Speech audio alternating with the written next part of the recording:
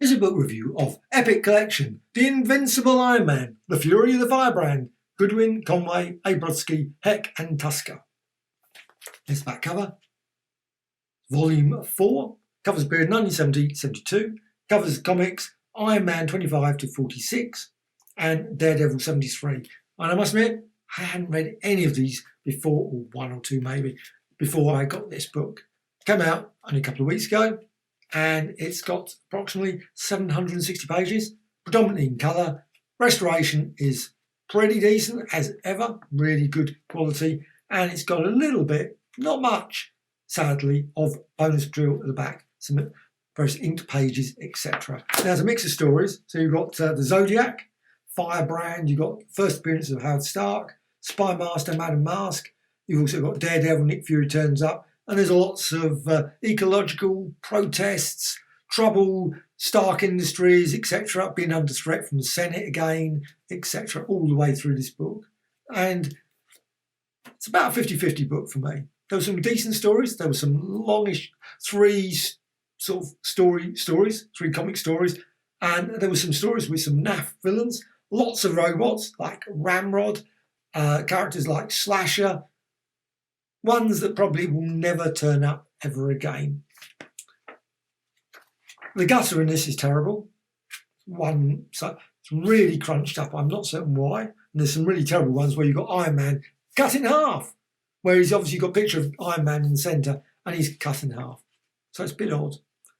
But it's really, really crunched. And some panels that go over 2 pages, so you end up can't see what actually is happening because of it. You've got the usual the Doomland Dying Sea. So you can sort of tell the theme of this book, and it's got Iron Man and Submariner. There's Iron Man and Submariner. So you got that story. You got Firebrand. You got Fire, and that's quite a decent story, very in theme of this times. Controller. Now, the Controller was a character that was an earlier character. He was appeared before in I can't remember which issue it was, probably 14 or something. That sort of time. So it was obviously only about a year or so before this issue. The Controller lives. Now, Control turns up, of course, with the Thanos story as well. So he's a character that I don't know if he ever turned up again. You've got some real weird mixes of stories. This one actually is not too bad if it's not. Again, very political. This book is you've got lots of politics in this. Some of it may be people you might think, well, hang on, why is he doing this? Why is he doing that? Save the people, save the country. And I'm not going to say anything about anything like that. I'm just going to go about the actual quality of the comic and some of the characters in it. This one, and I can't even say his name. There's the character. I am Meridian.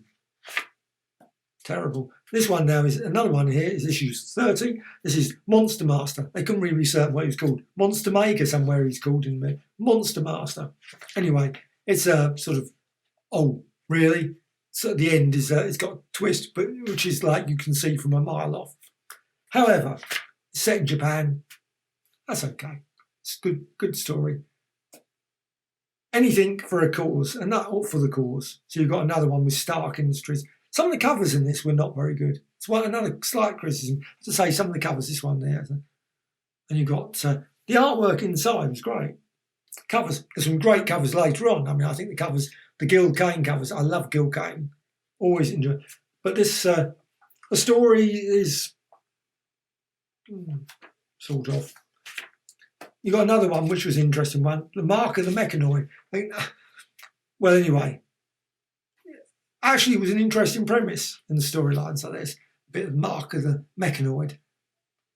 It was set up, but I didn't really feel satisfied with the story outcome. But it could have been a good story. It was a good story, but it could have been so much better. Somehow, anyway, that's just. You've got this, which I quite like. It's got a split panel thing, lots of word balloons. They were very wordy, the covers sometimes in these things, lots of telling the story. Fury, and you've got him shoot, like literally telling the entire story on the cover. But you've got terrible villains. I'm afraid this squad of criminals They're obviously a group of assassins.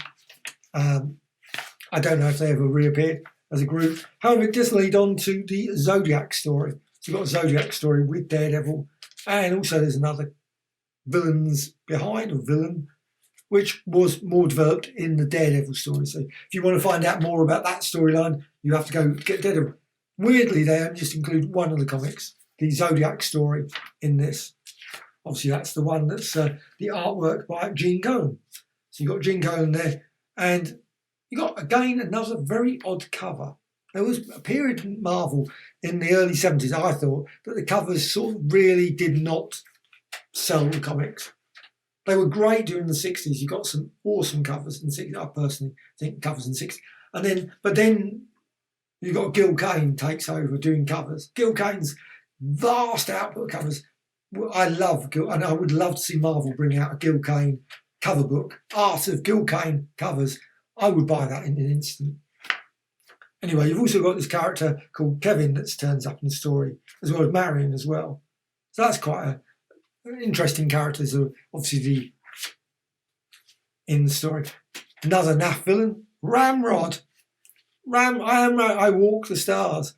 I walk for... I don't know what he walks for, but anyway, that's a bit of a...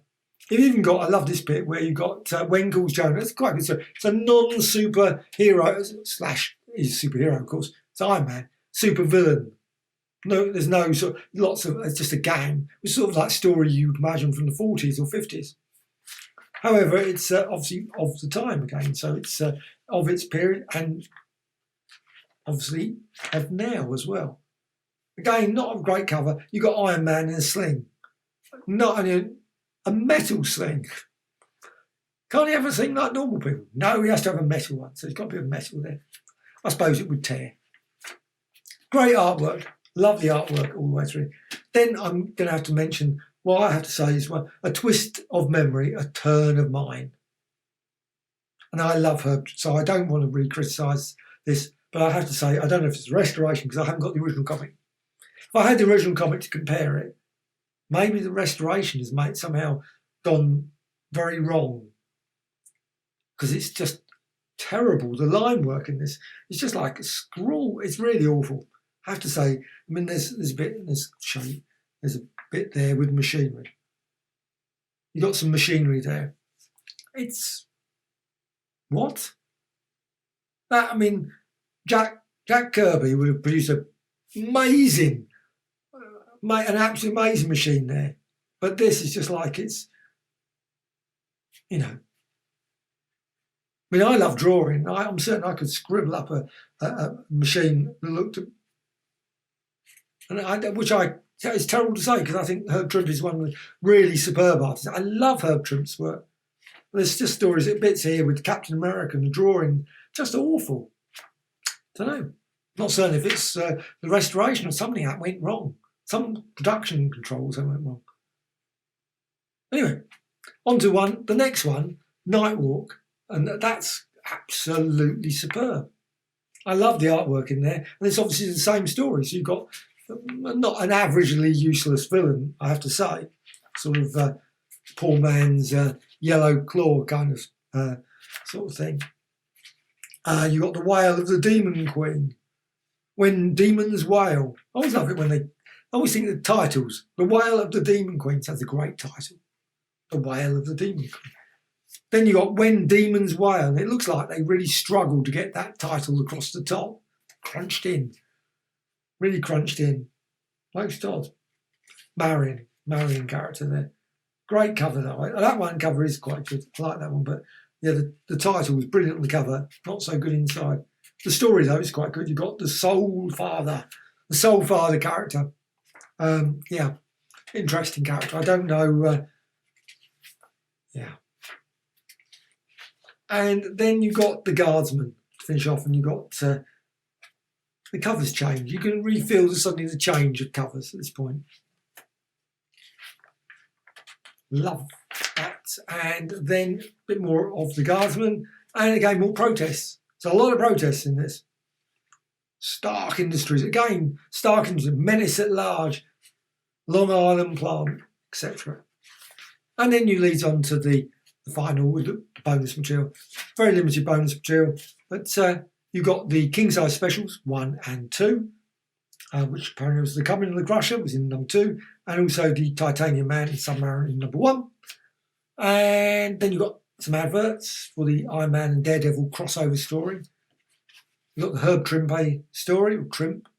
My apologies if I'm saying his name completely wrong. And then some original inked pages. Now, I love the Epic collections. I love their listings now. The listings are getting a bit out of hand. I don't know if they're going to put them over 3 or 4 pages now, or make it smaller and smaller and smaller to the point where you will not be able to read them. But of course, by the end, this is just going to get crazy. And also, the listing is longer and longer here. So you've got Thor, obviously, volume 1, volume 2, volume 3, volume 4, 5, 6. And then, of course, you've got a gap. I quite often look at this and think, oh, I wonder what the next. I wish they'd put like new against it. You know, you don't obviously have to keep it for long, but just keep new against the ones that are genuinely recent or updated or reprint or something. So you could think, oh, I'll go and get that one. Because Children of the Atom was apparently reprinted recently. I have to say, I have not seen a copy of it. However, and also there's some like X Factor ones. I would love to get some of those. And New Mutants. New Mutants one. Some of them just are not tricky to get. I'm always surprised also when you go through this, is the ones that are missing. Obviously you've got Ant-Man, Giant Man. I would love obviously volume 2 of that one. But you've got the Avengers West Coast, which is fine. But where's poor old Captain Marvel? Captain Marvel has not had anything yet. Captain Marvel, Captain Savage comes to mind, and I'm going to run out thinking of the ones that could be. Obviously Warlock would be great, and many, many others that would be great just to have 1 or 2 issues of. Of course, Sergeant Fury's sort of been forgotten about. So you've got Sergeant Fury, you've just got 1 volume so far, Sergeant Fury. But I love Epic collections, and I will obviously continue to buy Epic collections as long as they keep bringing out brilliant ones. Now, like I say, this one wasn't a favourite of mine, I have to say, but there were still interesting stories. I did genuinely enjoy them, so I still recommend this book as in the sense, obviously, if you love Iron Man, you're obviously going to buy it anyway. So there's no question about that. But this is not my super favourite of Epics, but still a great addition. And I'm looking forward to the next one. There's some good stories in the next one, I think. That would be probably going to be 47 up to whatever, 67, 68. So there should be some decent stories in there as well. There was some good. That's when I was starting the Mandarin and Unicorn, etc. That period was when I started collecting Iron Man. So Iron Man Epic Collection Volume 4.